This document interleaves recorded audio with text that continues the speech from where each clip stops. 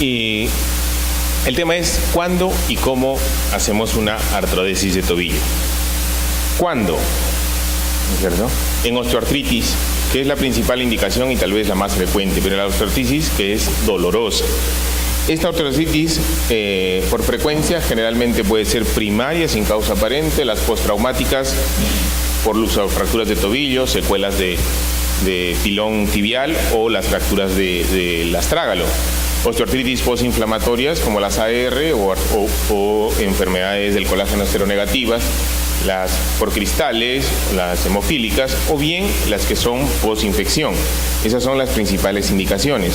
Pero también hay indicaciones neurológicas que provocan un desbalance muscular y a la larga van a provocar alteración de la morfología del pie y del tobillo, como son las secuelas de poliomielitis, el síndrome de Charcot-Marie-Tooth, que es una enfermedad hereditaria, ¿no es cierto?, en la cual hay una atrofia de los peroneos en el tiempo, que va a provocar alteraciones motoras y sensitivas, y en el tiempo pues va a llevar también por este desbalance muscular a alteraciones en el pie. La parálisis cerebral o la neuroartropatía de Charcot en la diabetes también pueden ser indicaciones de la artrodesis. Otros, como son cuando falla una prótesis total de tobillo, o bien cuando hay equinos severos, como por ejemplo como secuela de un síndrome compartimental. Entonces, todas estas son las indicaciones que generalmente nos van a llevar a hacer una artrodesis. Pero hay que pensarlo bien, que no todas son así. En niños y adolescentes pues hay que medirlo muy bien por el riesgo que va a provocar fusionar una articulación sabiendo que es un hueso en crecimiento. En fumadores sabemos que las fracturas pueden retardarse mucho o inclusive no consolidar, y al hacer una artrodesis puede existir ese riesgo. Entonces habrá que pensar en fumadores qué más podemos hacer, ¿no? O sea, inhibirles que fumen o el hecho de poder utilizar injertos tal vez. Si es que hay una enfermedad vascular importante con un gran compromiso de partes blandas o infección asociada, probablemente la artrodesis no sea lo mejor. Habría que pensar si es que este paciente no es candidato a una amputación o si la condición médica general del paciente no lo permite. Según Krauss, ¿no es cierto?, aportado en el Foot and Ankle del 2012, las mejores indicaciones para artrodesis, comparado a una prótesis, son pacientes jóvenes menos de 50 años con una osteoartrosis postraumática o una enfermedad neuromuscular, la consecuencia de la artrosis, que sea unilateral, que tenga un rango de movilidad del tobillo menos de 10 grados, que no tenga artrosis en las articulaciones adyacentes o que tenga una severa inestabilidad de tobillo o una deformidad en el plano coronal mayor de 15 grados. Esos pacientes se van a beneficiar más probablemente de una artrodesis que de una prótesis total de tobillo. ¿Cómo lo hacemos? Pues uno de los parámetros fundamentales es la posición de la artrodesis. El objetivo es lograr un pie plantígrado que pueda tener una marcha sin dolor al soporte y este dolor no se presente cuando carga al 100%. La posición ideal, una flexión neutral de tobillo, ¿no? 0 a 5 grados de valgo, con 0 grados o una discreta rotación externa. Se ha demostrado en modelos de elementos finitos, que son modelos computacionales en los cuales uno predice, ¿no es cierto?, cómo se va a comportar el pie en ciertas posiciones, y si ustedes miran en el esquema superior de la derecha, ese es el tiempo en que normalmente va a soportar carga el pie en azul, un pie normal, y en negro cuando se ha hecho una artrodesis, ¿no? Y ese es en la primera fase de la marcha, como ven abajo en la imagen. Entonces, normalmente cuando se hace una artrodesis va a sobrecargarse la columna medial del pie, va a tener más tiempo soportando peso, y eso a la larga es una de las teorías que indican que podría ocasionar un desgaste de las articulaciones del medio pie. De la misma forma, si ustedes ven en el esquema de la derecha, ¿tienes un puntero alguien? En el esquema de la derecha, ahí está. ¿No es cierto? En este esquema vemos el estrés del hueso al que es sometido, ¿no? Es un hueso normal en los diferentes estadios de la marcha, ¿no? Se ha medido, y vean que en la primera fase, ¿no es cierto?, el metatarsiano segundo y tercero está muy sobrecargado, se reporta más o menos 59% más respecto al pie normal, y en las otras dos fases también está sobrecargado, esos metatarsianos, pero no tanto, más o menos llega al 19%. O sea, de todas maneras la artrodesis nos va a provocar un cambio en la biomecánica del pie. Normalmente un pie, cuando damos el paso, ¿no es cierto?, ese es el ángulo de ataque, es más o menos 28 grados, ¿no es cierto?, y el tobillo se inclina hacia adelante, pero al estar fusionado va a obligar a que en el paso haya un mayor ángulo de ataque sobrecargando todo el antepié. ¿Y qué pasa si lo hacemos mal? Pues si hacemos una artrodesis con excesiva dorsiflexión, probablemente vamos a tener dolor y úlceras en el talón.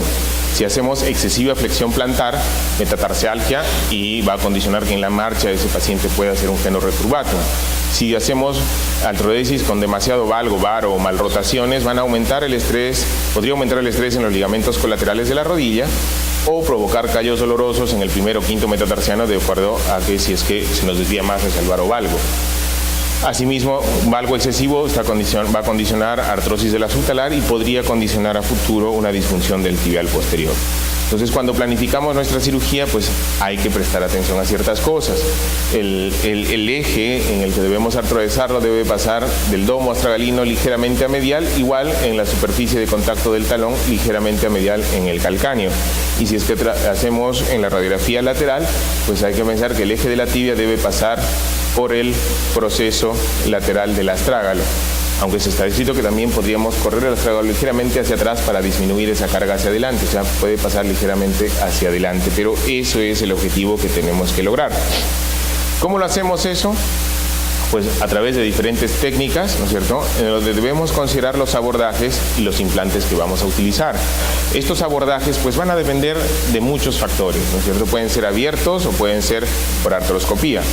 Abiertos anteriores, posteriores, laterales, mediales o mini open, todos va a depender básicamente del tipo de patología que tengamos, de la deformación que tiene ese pie o de cuál es el estado de las partes blandas para escogerlo.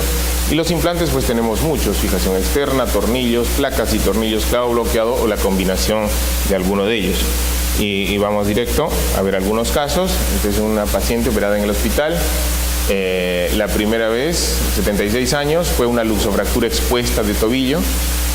Se hizo limpiezas quirúrgicas y cuando aparentemente las partes blandas estuvieron bien, llegó a ser una artritis séptica, le hacen la RAFI, ¿no? 3 meses después, una artrosis severa, con dolor importante, y si ustedes ven acá, bueno, no tengo las imágenes, las partes blandas en mal estado. A esta paciente se le decidió hacerle un abordaje lateral y medial, se sacó los malleolos que estaban infectados y se hizo una fijación externa con un montaje transfixiante bilateral.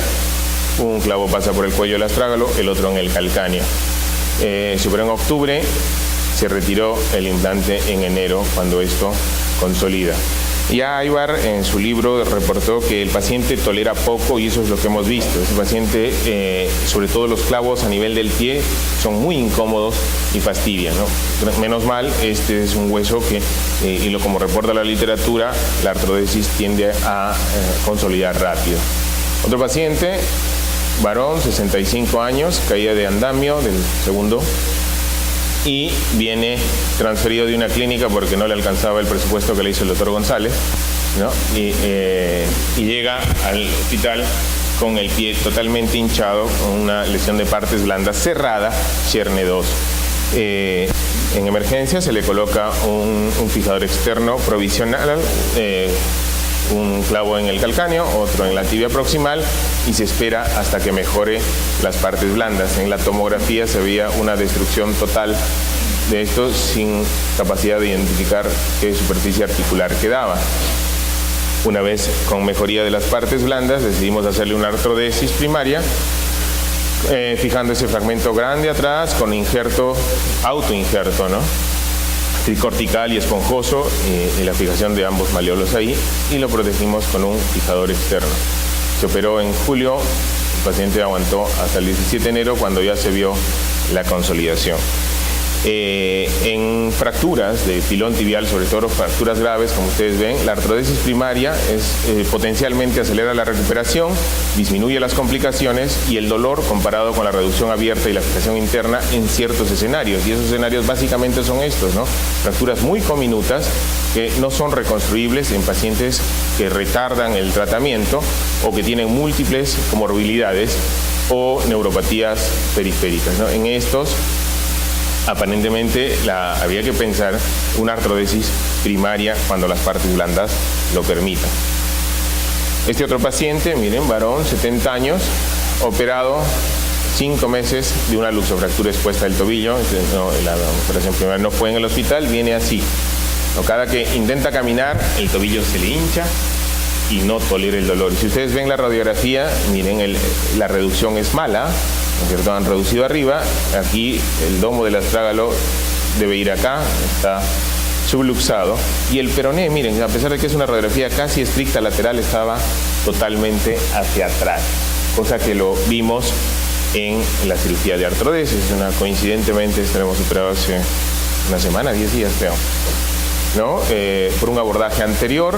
Hay que tener cuidado con las estructuras nobles que hay ahí, y la colocación de tornillos, en este caso tornillos convencionales, fijación provisional con Kirchner. Uno controla en el arco en C que estés en la posición óptima, ves que el eje que sea bueno y le agregamos injerto de la zona en la región, y este es el resultado, ¿no? Con tornillos de esponjosa 6.5, pero necesitas control con arco en C, ¿no? Un tornillo.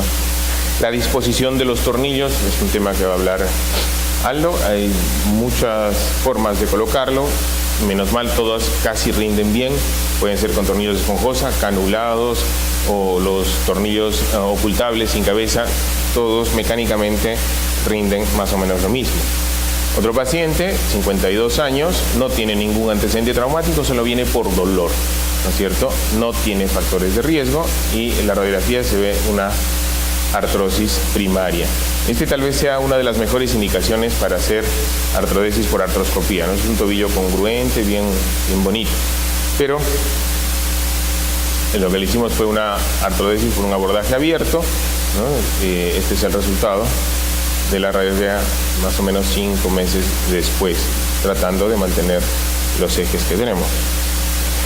¿Cuáles son los resultados de la artrodesis con estos implantes? Miren, este es un trabajo del 2008, ¿cierto? Una revisión donde vienen con los fijadores externos de Charley esta cantidad de pacientes. Miren, las tasas de unión superan el 80% y las de no unión con fijadores externos es más o menos, miren, entre el 15 y 20%.